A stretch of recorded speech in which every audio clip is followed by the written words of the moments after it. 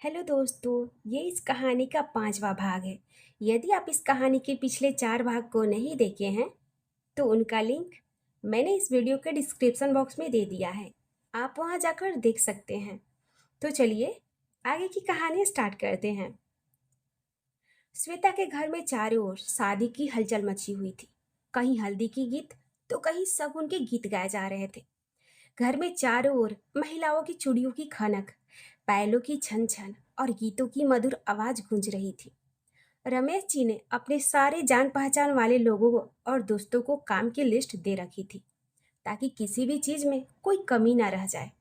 निर्मला घर आए मेहमानों की देखभाल में व्यस्त थी और शकुंतला शादी के कपड़े और बाकी की रस्मों की तैयारियों में व्यस्त थी। और श्वेता की दादी तो गर्व से सिर उठाए सारे आने जाने वाले लोगों और मेहमानों को महारानी गायत्री देवी के किस्से सुना रही थी कि कैसे उन्होंने घर आकर उनकी पोती का हाथ मांगा था। हालांकि रमेश जी ने अपनी ओर से कोई कोर कसर नहीं छोड़ रखी थी, लेकिन फिर भी वे राजसी अंदाज में भूतपूर्व राजाओं और राजकुमारों का स्वागत करने में सक्षम नहीं थे। ये बात गायत्री देवी अच्छी तरह समझती थी, इसलिए उन्होंने अपनी ओर से अपने मेहमानों के लिए बढ़िया से बढ़िया इंतजाम करवा रखा था। इतना सब कुछ उन्होंने रमेश जी और उनके परिवार वालों के मन मुताबिक ही किया था। बदले में उन्होंने सिर्फ एक छोटी सी शर्त रखी थी, और उनकी शर्त यही थी कि ये शादी दिन में ही होगी और दूसरे पहर में ही विदाई, क्योंकि उनके खानदान में कुछ ऐसी बात है जिसके कारण वे रात में कभी शादी नहीं करते। आप इसे मेरा अंधविश्वास समझ लीजिए या मेरी विनती। शादी के बाद 3 बजे तक विदाई हो जाए तो अच्छा है, क्योंकि 4 बजे की फ्लाइट की टिकट कंफर्म है।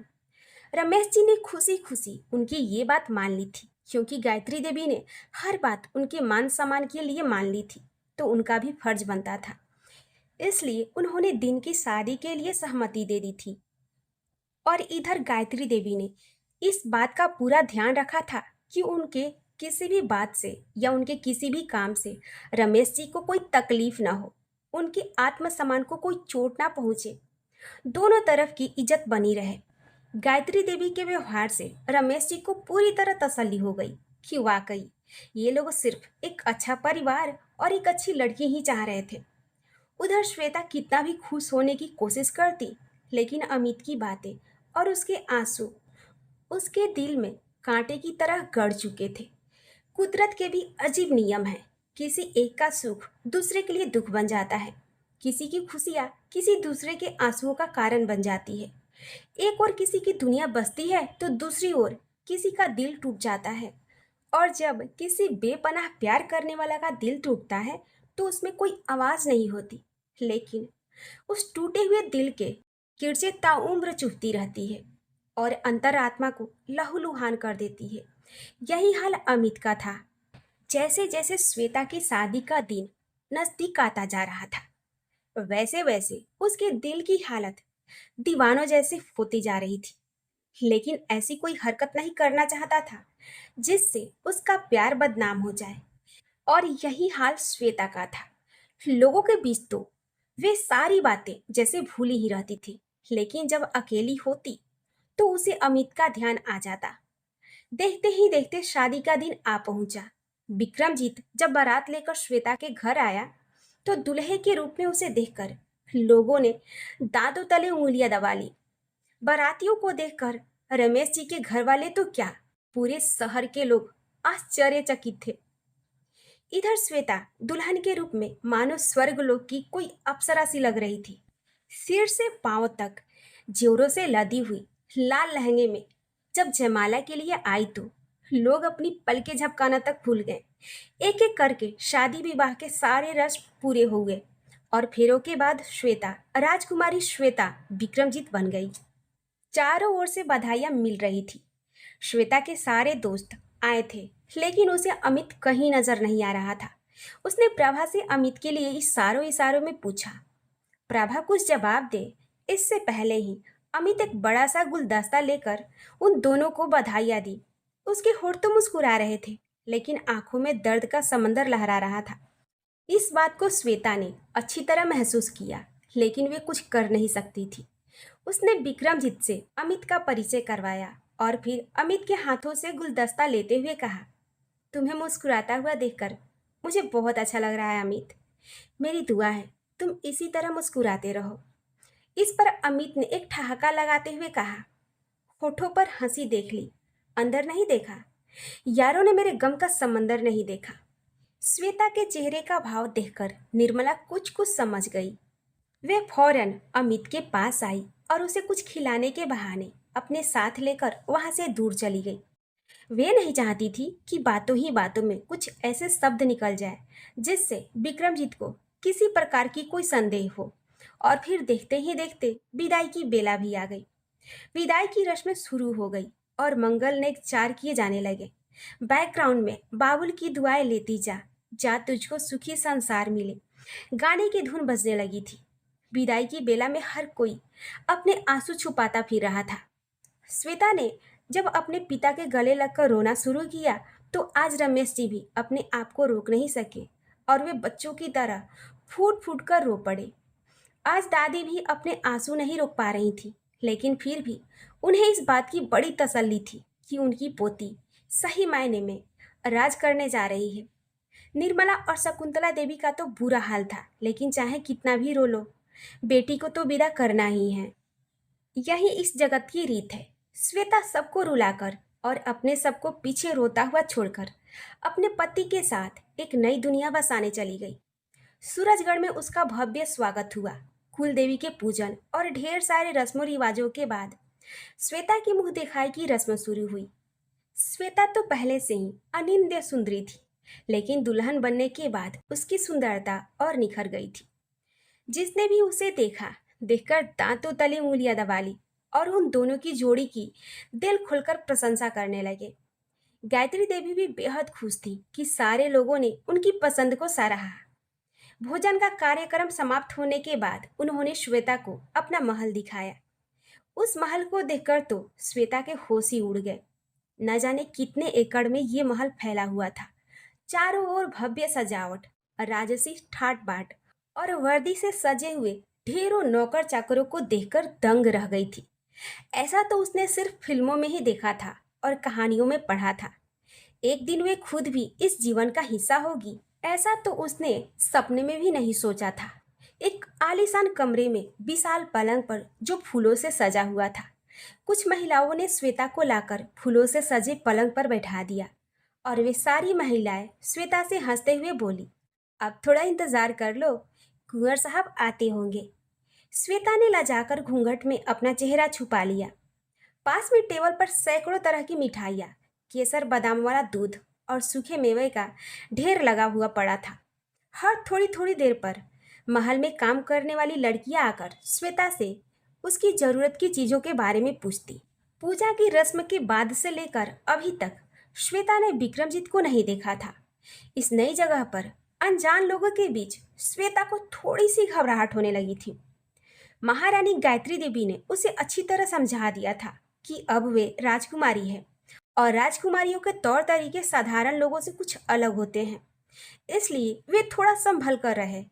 ये सब कुछ तो ठीक था, लेकिन श्वेता ने एक बात नोटिस की थी कि जैसे जैसे शाम गहरा रही थी, गायत्री देवी के चेहरे पर कुछ परेशानी झलकने लगी थी। वे बार बार विक्रमजीत को कुछ निर्देश दे रही थी। रात के खाने के बाद विक्रमजीत श्वेता के कमरे में आए और जब उन्होंने फूलों की सेज पर बैठे हुए श्वेता को देखा तो उसकी खूबसूरती देखकर वे दंग रह गए। कमरे में विक्रम को देखकर श्वेता ने कुछ घबराते हुए और शर्माते हुए अपना घूंघट खींच लिया। अरे, अब हमसे क्या शर्माना, हम तो अब पति पत्नी हैं। इतना कहते हुए विक्रमजीत ने अपने हाथों से श्वेता के चेहरे से घूंघट हटा दिया और फिर दोनों प्यार भरी बातें करते हुए कब दो से एक हो गए उन्हें पता ही नहीं चला। अचानक श्वेता घबराकर नींद से उठ बैठी। उसने बड़ा बुरा सपना देखा था। समय देखा तो रात के 2 बज रहे थे। कमरे में अंधेरा था, लेकिन बाहर गैलरी में जल रही लाइट से हल्की हल्की रोशनी छनकर आ रही थी। बिस्तर टटोला तो देखा विक्रमजीत बिस्तर पर नहीं थे। इतनी रात के कहाँ चले गए? सोचते हुए श्वेता ने कमरे में इधर उधर देखा, लेकिन विक्रमजीत उसे नजर नहीं आए। नई जगह थी और उस पर भी बुरे सपने की वजह से डरी हुई श्वेता कमरे में बिस्तर पर विक्रमजीत को नहीं पाकर और बुरी तरह घबरा गई। दूर कहीं कुत्तों की रोने की आवाज और समवेत स्वर में सियारों की हुआ हुआ की आवाज वातावरण को और भी डरावना बना रही थी। डर के मारे उसका बुरा हाल था। फिर भी उसने दबे पांव कमरे का दरवाजा खोला और बाहर गैलरी में चारों ओर झांकने लगी। लेकिन विक्रम का कोई पता नहीं था। जब श्वेता गैलरी में थोड़ा सा आगे बढ़ी तो उसे लगा कि ये सियारों के चिल्लाने की आवाज महल के बाहर से नहीं बल्कि महल के अंदर से ही आ रही थी। उसने अपनी नजरें चारों ओर दौड़ाई तो देखा सारे गार्ड बड़ी मुस्तैदी से इधर उधर चहलकदमी कर रहे हैं। अब इतने सख्त पहरे में भी ये कुत्ते और सियार भला महल के अंदर कैसे घुस गए? श्वेता अभी यही सोच रही थी कि तभी उसने सामने से गायत्री देवी को आते हुए देखा। उन्हें आते देख श्वेता की जान में जान आई। मम्मी जी, ये महल के अंदर से कुत्तों और सियार के चिल्लाने की आवाज आ रही है। कहीं ऐसा तो नहीं कि गलती से दरवाजा खुल रह जाने की वजह से ये जंगली जानवर कमरों में घुस गए हों? पहले तो आप हमें ये बताइए कि इतनी रात गए बाहर बालकनी में आप क्यों घूम रही हैं? और रहा सवाल कुत्तों का, तो यहाँ आसपास इतने घने जंगल है तो जंगली जानवरों का चिल्लाना तो सुनाई देगा ही। अगर आपको किसी चीज की जरूरत हो तो किसी नौकर से कह दिया करें, लेकिन बेवजह इस तरह अकेले बाहर मत निकला करें। कल से मैं विद्या देवी को आपके कमरे के बाहर तैनात कर दूंगी ताकि अगर आपको किसी चीज की जरूरत हो तो आप उसे कह सकें। गायत्री देवी ने बिल्कुल संजीदा होकर इतने गंभीर स्वर में कहा कि इसके आगे कुछ पूछने की या बोलने की श्वेता की हिम्मत ही नहीं हुई और वे चुपचाप अपने कमरे में चली गई। इधर श्वेता की विदाई के बाद घर बिल्कुल सूना सा हो गया था। हर वक्त घर में खामोशी सी छाई रहती, जिसको समय समय पर अपनी कड़वी बोली से निर्मला की सास भी भंग करती थी। घर के सारे काम समाप्त करने के बाद आज भी निर्मला और शकुंतला दोनों एक साथ बैठी हुई थी। तो निर्मला ने हिम्मत करके शकुंतला से कहा, एक बात कहनी थी दीदी। हाँ तो कहो ना। और भाला तुझे कब से कुछ कहने के लिए मुझसे इजाजत लेने की जरूरत पड़ने लगी? बात इजाजत की नहीं है दीदी, लेकिन कुछ ऐसी बात है जिसे आपको बताने से पहले मुझे बहुत बार सोचना पड़ रहा है। निर्मला ने अपनी नजरें नीचे करते हुए कहा। उसकी बात सुनकर शकुंतला चौंक गई। उसके मन में भी अब जिज्ञासा जन्म ले चुकी थी। आखिर ऐसी कौन सी बात है जिसकी वजह से ये इतनी परेशान है? बोल ना निर्मला, ऐसी क्या बात है? तुझे तो इतना सोचकर बोलने की कोई जरूरत ही नहीं, चाहे कोई भी बात हो। दीदी, न जाने क्यों श्वेता की शादी के वक्त से उसकी विदाई तक मुझे एक शख्स जाना पहचाना सा लगा। मालूम नहीं वे लड़के वालों की तरफ से थे या फिर हमारे ही शहर के थे। बड़ी बड़ी दाढ़ी मूछों में कुर्ता पैजामा पहने हुए उस आदमी की आंखें मुझे बहुत जानी पहचानी लग रही थी और वे भी निरंतर हम लोगों पर ही नजरें बनाए हुए था। निर्मला की बात सुनकर शकुंतला के हाथों से चाय का कप छूटते छूटते बचा। तो इसका मतलब तू भी वही सोच रही है जो मैं सोच रही हूँ। जब से श्वेता की शादी की बात लगी थी तब से मैं भी वैसे शख्सियत वाले एक आदमी को देख रही थी। न जाने क्यों मुझे भी कुछ जाना पहचाना सा लग रहा था, लेकिन मैं उसे पूरी तरह पहचान नहीं पाई। खैर जो भी हो, लेकिन ये सारी बातें माँ के कानों तक नहीं जानी चाहिए। निर्मला ने कुछ जवाब नहीं दिया, बस चुपचाप खामोशी से अपना सिर झुका लिया। लेकिन शकुंतला तो गहरी चिंता में डूब गई थी। उसे आने वाला समय कुछ ठीक नहीं लग रहा था। भविष्य के गर्भ में क्या छुपा था ये तो सिर्फ भगवान ही जानते हैं। इधर सारी रात श्वेता अपने कमरे में चहलकदमी करती रही, लेकिन विक्रम का कोई आता पता नहीं था। उधर आसमान में सुबह की लाली फैलने लगी थी। चारों ओर पंछियों की आवाजें गूंजने लगी थी। अंत में थक हार कर बिस्तर पर बैठी तो नींद से भरी आंखें कब बंद हो गई उसे पता ही नहीं चला। उठिए छोटी बहू रानी साहिबा, नीचे डाइनिंग टेबल पर महारानी साहिबा नाश्ते पर आपका इंतजार कर रही हैं, इसलिए जल्दी से नहा धो लीजिए और नाश्ते के लिए आ जाइए। श्वेता के कानों में जब ये आवाज गई तो उसने आंखें मलते हुए देखा। सामने शायद वही नौकरानी थी जिसका जिक्र रात में गायत्री देवी ने किया था। मैं पूरी रात नहीं सो पाई हूँ, इसलिए मुझे जोरों की नींद आ रही है। तुम जाओ, मैं बाद में नाश्ता कर लूंगी। वैसे तुम्हारा नाम क्या है?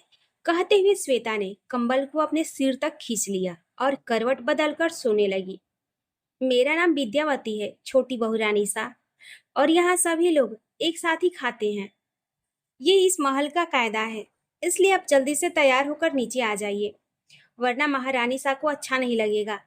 एक बार तो श्वेता को इतना गुस्सा आया कि बगल में पड़ा फूलदान विद्यावती के ऊपर दे मारे। लेकिन इसमें भला उसकी क्या गलती थी? ये राजवाड़ों के घर शादी होने का भी अपने आप में एक सजा ही है।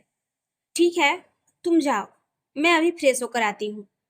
ऐसा कहकर वे जल्दी से उठी और बाथरूम में चली गई। श्वेता पूरे 1 घंटा लेट आई है नाश्ते की टेबल पर। आज आपका पहला दिन है, इसलिए चलिए, कोई बात नहीं। लेकिन आइंदा से यहाँ के तौर तरीकों का ख्याल रखिएगा। गायत्री देवी ने जिस गंभीरता से कहा, उसे सुनकर श्वेता की हालत खराब हो गई। उसने मुंह से कुछ नहीं कहा, बस अपना सिर हिलाते हुए सॉरी कह दिया और टेबल पर बैठ गई। सिर झुकाए हुए ही उसने चोर नजरों से अपने अगल बगल देखा तो पाया कि विक्रमजीत भी बैठे नाश्ते कर रहे हैं और गायत्री देवी के दाएं में उनके बड़े बेटे समरजीत भी खामोशी से बैठे नाश्ता कर रहे हैं। विक्रम को देखकर श्वेता का गुस्सा 7वें आसमान पर चला गया। अगर आज वे अपने घर में ही होती तो पूरा का पूरा डाइनिंग टेबल विक्रम के सिर पर उलट देती, लेकिन यहाँ मजबूर थी। इसलिए उसने खा जाने वाली नजरों से विक्रमजीत की ओर देखा और चुपचाप नाश्ता करने लगी। विक्रम भी चोर नजरों से उसे ही देख रहा था। वे उसके मन की बात समझ रहा था, लेकिन सब अनदेखा करते हुए चुपचाप नाश्ता कर रहा था। श्वेता, मैंने विद्यावती को खास आपके लिए रखवा दिया है। वे हर वक्त आपके साथ रहेंगी, दिन हो या रात। अगर आपको कोई जरूरत हो या कोई बात हो तो आप बेझिझक उसे बता सकती हैं। गायत्री देवी ने अपना चश्मा ठीक करते हुए कहा। नाश्ता खत्म हुआ, सारे लोग उठकर अपने अपने कमरों में चले गए और गायत्री देवी महल में ही बने हुए अपने ऑफिस में चली गई। क्या बात है छोटी बहू रानी सा, कुछ नाराज दिख रही हैं। कमरे में आते ही विक्रम ने श्वेता को छेड़ते हुए कहा। बेड पर पड़े हुए कुशन को उठाकर विक्रम के ऊपर फेंकते हुए श्वेता ने गुस्से से कहा, अब इस कमरे में मेरे पति बनकर आए हो या छोटे कुंवर सा बनकर, ये बता दो। हमें तो इन सब चीजों की आदत नहीं है। ऐसा लग रहा है जैसे बेड़ियों में जकड़ दिया गया है। अरे अरे अरे, तुम तो नाराज हो गई। कमरे के अंदर तुम्हें किसी भी फॉर्मालिटी की जरूरत नहीं है, लेकिन बाहर के लोगों के सामने तो शाही अंदाज में ही पेश आना होगा। मैं समझ सकता हूँ, तुम्हें इन सब चीजों की आदत नहीं है, तुम्हें तकलीफ हो रही है, लेकिन कुछ ही दिनों में आदत हो जाएगी। इतना कहते हुए विक्रम ने श्वेता को अपनी बाहों में भर लिया। श्वेता अभी भी गुस्से में थी। उसने विक्रम की बाहों से अपने आप को छुड़ाते हुए कहा, पहले ये बताइए कि सारी रात कहाँ थे आप? इस नई जगह पर अचानक से आप आधी रात को गायब हो जाते हैं और सारी रात नहीं आते। ऊपर से इस महल में कुत्तों और सियारों के चिल्लाने की आवाज और भी डरावनी लग रही थी। आपको पता है कि डर के मारे मेरा कितना बुरा हाल था? उस पर से जब मैं आपको ढूंढने के लिए कमरे से बाहर गैलरी में गई तो वहाँ मम्मी जी मिल गई, जिन्होंने मुझे सख्त ताकीद दी कि मैं रात में अकेली हरगिज बाहर ना निकलूं, और मेरी सेवा में उन्होंने विद्यावती को तैनात कर दिया है। वे तो मम्मी ने इसलिए तैनात किया है कि उससे बात करके आपका मन भी लगा रहेगा और वे आपके सारे काम भी कर दिया करेगी। इतना कहते हुए उसने श्वेता को अपनी बाहों में भर लिया। विक्रम के सीने पर सिर रखते ही श्वेता ने प्रेम से भाव विभोर होकर अपनी आंखें बंद कर ली, लेकिन विक्रम के चेहरे पर चिंता की रेखाएं झलक रही थी। देखो श्वेता, तुम रात में अकेले इधर उधर बाहर मत निकलना। मम्मी ने ठीक ही कहा है। महल के आसपास घने जंगल है, उसमें से कोई भी जानवर छलांग लगाकर कभी भी अंदर आ सकता है। विक्रम ने श्वेता को अपनी बाहों के घेरे में कसते हुए समझाया। तो मुझे कौन सा शौक है रातों में इस तरह अकेली बाहर निकलने का? वे तो मैं तुम्हें ढूंढने निकली थी। तुमने बताया नहीं कि सारी रात कहाँ थे तुम? अरे यार, तुम्हारी सुई तो एक ही जगह अटक गई है। छोड़ो इन बातों को, अभी तो हम साथ हैं। कहते हुए विक्रम ने श्वेता के होठों पर अपने होठ रख दिए और मदहोशी में श्वेता की आंखें बंद होती चली गई। इस तरह सारा दिन दोनों एक साथ खूब एंजॉय किया, लेकिन श्वेता ने इस बात को महसूस किया कि शाम होते ही विक्रम के चेहरे पर परेशानी झलकने लगी है। ठीक 9 बजे घर के सारे लोग रात का खाना खा लेते थे। आज भी डाइनिंग टेबल पर गायत्री देवी, समरजीत, विक्रम और श्वेता खाना खा रहे थे। गायत्री देवी बार बार घड़ी की ओर देख रही थी। ये देखकर श्वेता ने पूछा, कोई आने वाला है क्या मम्मी जी? नहीं, कोई नहीं आने वाला है। मैं तो बस यूं ही वक्त देख रही थी। अच्छा, तुम लोग जल्दी से खाना खा लो और जाओ अपने अपने कमरे में आराम करो। और श्वेता, तुम्हें तो सख्त हिदायत है कि रात में चाहे कुत्ते की आवाज सुनाई पड़े या शेर की, तुम अपने कमरे से बाहर नहीं निकलोगी। गायत्री देवी ने सख्त हिदायत दी। खाना खाकर सभी लोग अपने अपने कमरे में चले गए। श्वेता और विक्रम भी अपने कमरे में चले गए। मैरून कलर की पारदर्शी नाइट गाउन में श्वेता कयामत ढा रही थी। विक्रम की तो नजरें ही नहीं हट रही थी। विक्रम जितना श्वेता के करीब जाने की कोशिश कर रहा था, श्वेता किसी चिकनी मछली की तरह बार बार उसकी बाहों से फिसल जा रही थी। हार मानकर विक्रम ने कहा, और कितना सताओगी, आ भी जाओ, मुझे नींद आ रही है।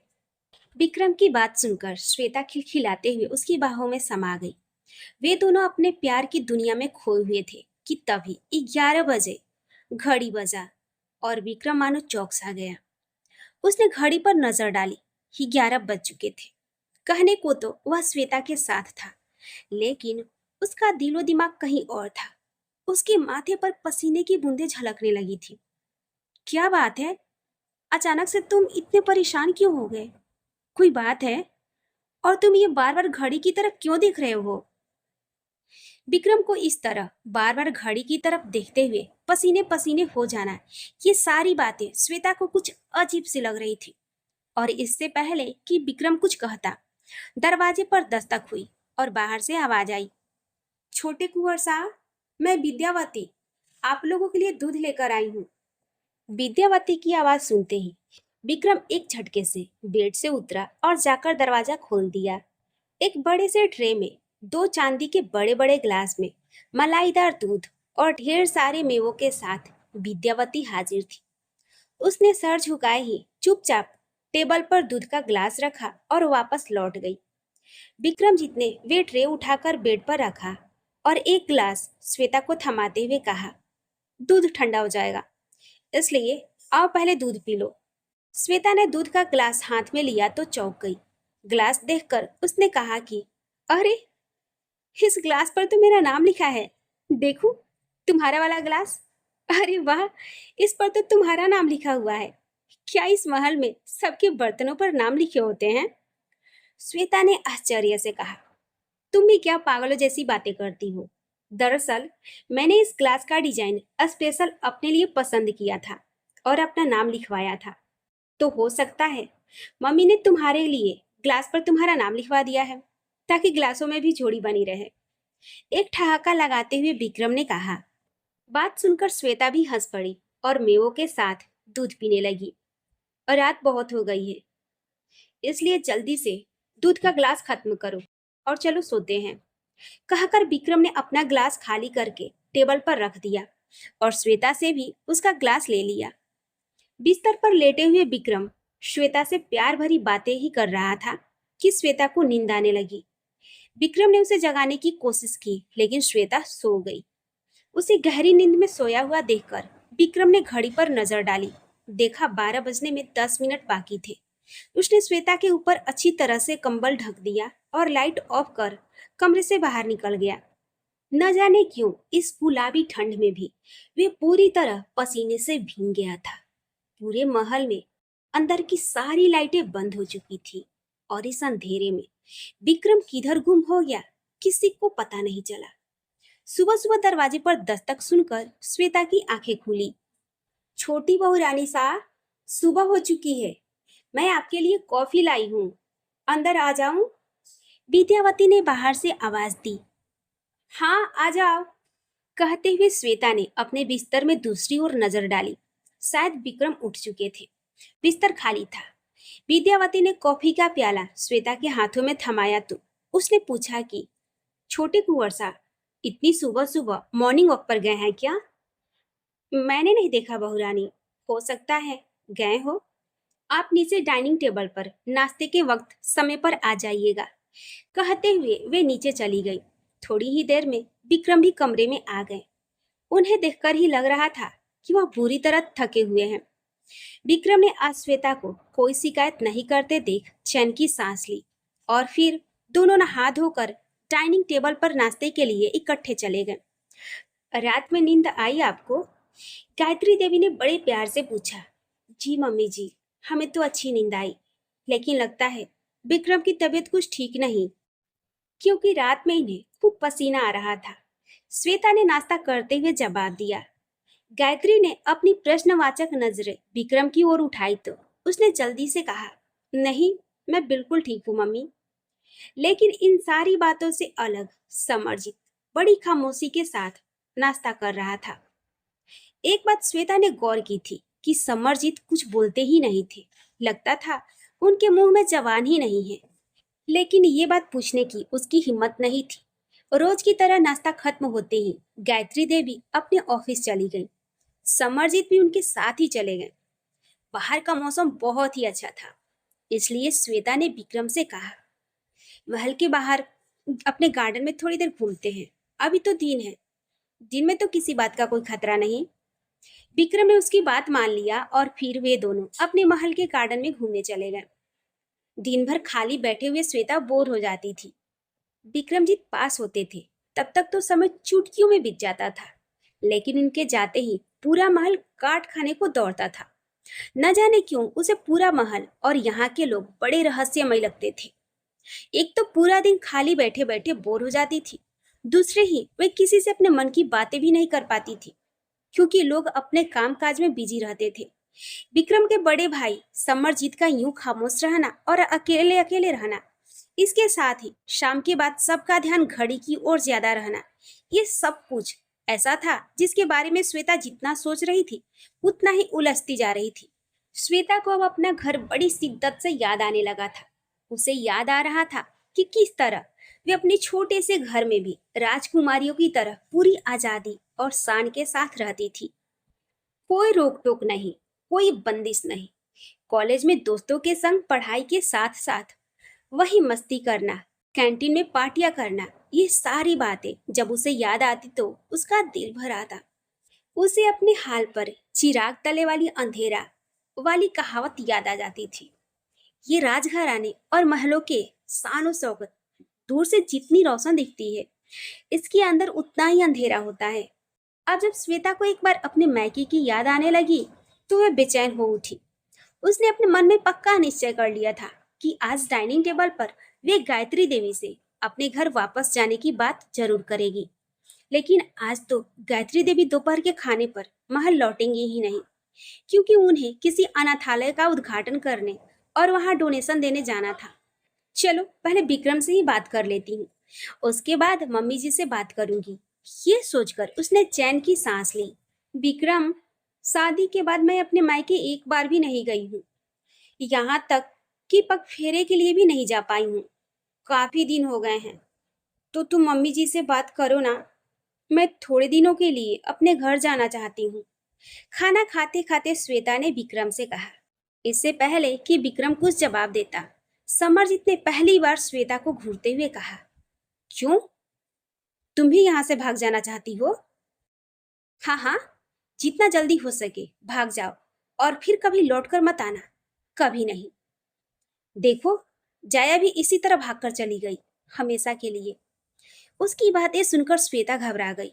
विक्रम ने उसे संभालते हुए कहा, घबराओ मत, तुम तो अच्छी तरह जानती हो भैया डिप्रेशन में हैं, इसलिए कुछ भी कह रहे हैं। मम्मी को वापस आने दो तो मैं उनसे बात करूंगा। विक्रम ने तो दिलासा दे दिया था, लेकिन न जाने क्यों श्वेता बुरी तरह घबरा गई थी। उसने जल्दी जल्दी खाना खत्म किया और अपने कमरे में आ गई। समरजीत की बातें सुनने के बाद अब श्वेता को उनकी जिंदगी के बारे में जानने की इच्छा हो गई थी। उसके दिल ने कहा कि समरजीत भैया की पत्नी जया, वे क्यों इस तरह से अपने पति को छोड़कर चली गई? इसके पीछे कोई ना कोई वजह तो जरूर रही होगी। लेकिन अब समस्या ये थी कि आखिर ये सारी बातें वे पूछे किससे, क्योंकि विक्रमजीत से पूछने पर तो उसने भी उतना ही बताया जितना गायत्री देवी ने उसे बताया था। तो फिर शायद इस घर के पुराने नौकरों को कुछ पता हो। हाँ, उन सबसे ही किसी तरह बात निकलवानी होगी। लेकिन इन सबसे पहले मैं एक बार अपने घर हो आऊं, मम्मी पापा और चाची से मिलाऊं। ऐसा सोचकर उसने अपने आप को तसल्ली दी। शाम के 4 बज चुके थे। विद्यावती चाय नाश्ता लेकर उसके कमरे में आ चुकी थी। जब वे लौटने लगी तो श्वेता ने उसे आवाज दी, विद्या जीजी, 1 मिनट रुकना। विद्यावती मुड़ी और उसने श्वेता से कहा, आप हमें जीजी ना बुलाएं, हम लोग तो यहाँ के चाकर हैं। बेहतर होगा आप हमें नाम से ही बुलाएं। आप हमसे उम्र में बड़ी हैं, हमें अच्छा नहीं लगता कि हम आपको नाम से बुलाएं। और वैसे भी मैं इन सब बातों को नहीं मानती। फिर भी छोटी रानी साहब, महारानी जी को ये बिल्कुल भी अच्छा नहीं लगेगा। विद्यावती ने कहा, ठीक है, छोड़ो इन सब बातों को। आप कब से यहाँ काम कर रही हैं? श्वेता ने बात को घुमाते हुए कहा, मैं तो बचपन से यही हूँ। पहले हमारी माँ यहाँ काम करती थी तो मैं माँ के साथ आती थी। उसके बाद इसी महल में काम करने वाले गार्ड से मेरी शादी हो गई। मगर एक दिन अचानक वे इसी महल में मरे हुए पाए गए। उन्हें जानवरों ने नोच खाया था। आज तक मैं समझ नहीं पाई कि महल के अंदर खूंखार जानवर कहाँ से आ गए जिन्होंने उनकी जान ले ली। लोगों ने कहा आसपास घने जंगल है। चीते और तेंदुए तो बड़े से बड़े पेड़ों पर चढ़ जाते हैं। हो सकता है उछलकर महल में आ गए हों। इसे हादसा समझकर भुला दिया। लेकिन मैं अपने पति को कैसे भूल जाऊं? उनके जाने के बाद बड़ी रानी सा ने मुझे महल में काम पर रख लिया। ये सब कहते कहते विद्यावती के चेहरे पर घनघोर उदासी छा गई थी। अपने पति को याद करके उसकी आंखों में आंसू आ गए थे। उसने बातों ही बातों में श्वेता को इतना सब कुछ बता दिया, लेकिन अगले ही पल जैसे उसे एक झटका सा लगा। छोटी रानी सा, आपको सौगंध है, महारानी साहिबा से कभी ये सारी बातें मत कहिएगा। अगर कभी आपके मुंह से गलती से कुछ बातें निकल भी जाए और वे आपसे पूछे कि आपको कैसे पता चली, तो कभी भी आप मेरा नाम मत कहिएगा। मैं आपके आगे हाथ जोड़ती हूँ। इतना कहकर विद्यावती रो पड़ी। अरे नहीं नहीं, आप ऐसा क्यों कर रही हैं? मेरे आगे हाथ जोड़ने की कोई जरूरत नहीं। मैं कभी भी किसी से कुछ नहीं कहूंगी। मैंने तो बस यूं ही आपसे पूछ लिया था। आप बेफिक्र रहें। श्वेता ने विद्यावती को दिलासा देते हुए कहा। विद्यावती वापस चली गई, लेकिन श्वेता के लिए सैकड़ों प्रश्न छोड़ गई। अगले दिन जब गायत्री देवी महल में लौट आई तो श्वेता ने अपने मन ही मन में सोचा, आज तो मैं गायत्री देवी से अपनी मम्मी के पास जाने की बात कर ही लूंगी। सुबह का नाश्ता खत्म करने के बाद जब गायत्री देवी अपने ऑफिस के लिए निकलने लगी तो श्वेता उनके सामने जाकर खड़ी हो गई। क्या बात है, सब ठीक तो है? आप कुछ कहना चाहती हैं? गायत्री देवी ने पूछा। जी मम्मी जी, शायद विक्रम जी ने आपको बता दिया होगा कि मैं आपसे कुछ दिनों के लिए अपने मम्मी पापा के पास जाना चाहती हूँ। क्यों, यहाँ मन नहीं लग रहा आपका? चलिए ठीक है, कोई बात नहीं। वैसे भी शादी के बाद अब पग फेरे की रस्म के लिए भी अपने मायके नहीं गई हैं। जाइए, आप अपनी तैयारी कीजिए। मैं विक्रम से कह देती हूँ कि वे आपको लेकर आपके घर चले जाएं। गायत्री देवी के मुंह से इतना सुनते ही श्वेता तो मानो खुशी से आसमान में उड़ने लगी। उसे यकीन ही नहीं हो रहा था कि गायत्री देवी इतनी आसानी से उसकी बात मान गई हैं। वे जल्दी जल्दी अपने बैग पैक करने लगी। उसका बस चलता तो वे उड़कर अपने मम्मी पापा के पास चली जाती। श्वेता विक्रम के साथ अपने मायके के लिए निकलने लगी तो गायत्री देवी ने विक्रम से कहा, विक्रम, आप श्वेता को उसके मायके छोड़कर लौट आइएगा। यहाँ बहुत से काम पड़े हुए हैं। श्वेता को उसके पापा यहाँ पहुंचा जाएंगे। मैं उनसे बात कर लूंगी। ये सुनकर श्वेता को कुछ अजीब सा तो लगा, क्योंकि उसने तो सोचा था कि शादी की गहमागहमी में तो किसी से मिलना नहीं हो पाया, लेकिन अब अपनी सारी सहेलियों और दोस्तों से विक्रमजीत को मिलवाएगी। उसका मन कुछ उदास सा हो गया, लेकिन उसने सोचा कि पहले यहाँ से जाऊं तो आगे की बाद में सोचेंगे, और विक्रम के साथ अपने मायके जाने को निकल गई। अपने शहर में आकर श्वेता को एक अजीब सा सुकून मिला। यहाँ की हवाओं में भी मानो एक अजीब सी खुशबू थी। थोड़ी ही देर में वे अपने घर के दरवाजे पर थी डोरबेल बजाकर वे एक साइड खड़ी हो गई। घर वालों को वे सरप्राइज देना चाहती थी। निर्मला ने दरवाजा खोला, लेकिन सामने किसी को नहीं देखकर लगता है किसी बच्चे ने शरारत की है, और वे दरवाजा बंद करने लगी कि तभी श्वेता उछलकर दरवाजे के सामने आ गई। इस तरह श्वेता को अचानक आया हुआ देखकर निर्मला खुशी से उछल पड़ी।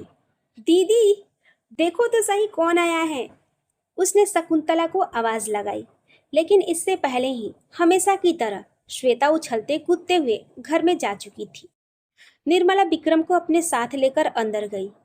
इस तरह अचानक से इन लोगों को देखकर सभी आश्चर्यचकित थे, लेकिन साथ में बहुत खुश भी हुए थे। नाश्ते और खाने पीने में वक्त कैसे गुजरा पता भी नहीं चला। विक्रम ने अब जाने की इजाजत मांगी। सभी ने उसे रोकने की कोशिश की, लेकिन गायत्री देवी का आदेश मानते हुए भारी मन से उसे जाने की इजाजत दे दी। विक्रम कनखियों से श्वेता को देख रहा था। इधर श्वेता के चेहरे पर भी उदासी छाई हुई थी। वे भी विक्रम से दूर नहीं रहना चाह रही थी, लेकिन अपने दिल और दिमाग को थोड़ा सुकून देने के लिए कुछ दिनों तक तो उसे यहाँ रुकना ही होगा। निर्मला ने दोनों के मन की बात समझ लिया था। उसने थोड़ी देर के लिए उन दोनों को कमरे में अकेला छोड़ दिया और जाते जाते दरवाजा लगाती गई। और विक्रम तो मानो इसी ही पल का प्रतीक्षा कर रहा था। उसने श्वेता को अपनी बाहों में भर लिया और उसके गोरे मुखड़े को चूमते हुए भावुक होकर बोला, तुम्हारे बिना मैं इतने दिन कैसे रह पाऊंगा। उसकी बाहों के घेरे में प्यार की गर्मी से श्वेता भी पिघलने लगी थी। विक्रम के चौड़े सीने पर अपने सर को टिकाती हुई कहीं खो सी गई। दोनों की सांसें जैसे तेज तेज चल रही थी। विक्रम के हाथ श्वेता के शरीर पर यहाँ वहां सरगोशियां कर रहे थे। प्रेम के अतिरेक से श्वेता की आंखें बंद हो चुकी थी। विक्रम के भी पूरे शरीर में एक लावा सा उबल रहा था। प्रेम की अगन दोनों ओर बराबर लगी हुई थी। विक्रम उसे बाहों में उठाए बिस्तर पर रखने ही वाला था कि फटाक से कमरे का दरवाजा खुला। अरे, मुझे अभी अभी पता चला कि मेरी पोती अपने घर आई है। जरा मैं अपने बच्ची का मुंह तो देखूं।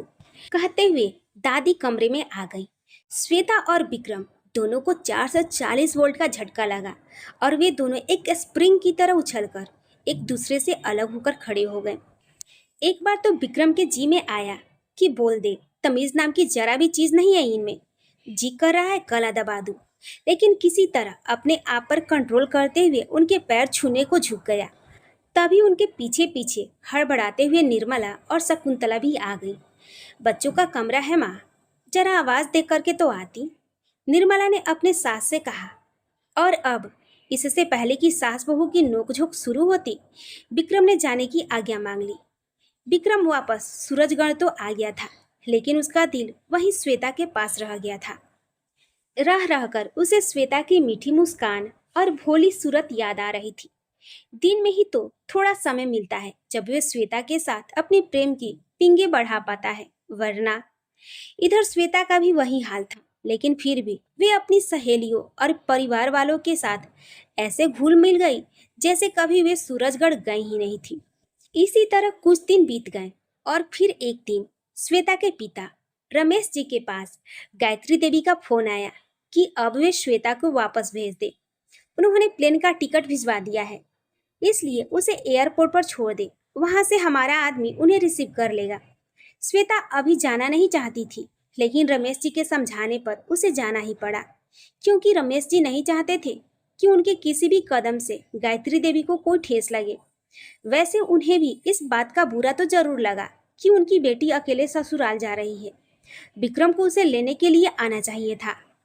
सूरजगढ़ जाने के नाम से श्वेता को फिर घबराहट होने लगे और वहां की घुटन भरी जिंदगी को याद कर उसका मन बेचैन होने लगा। लेकिन फिर विक्रम की याद आते ही उसे थोड़ा सुकून मिला।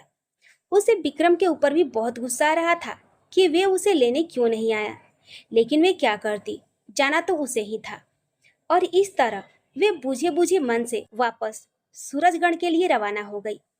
विद्यावती ने श्वेता को देखते ही उन्हें प्रणाम किया और उसका सारा सामान उठाकर उसके कमरे में रखने चली गई।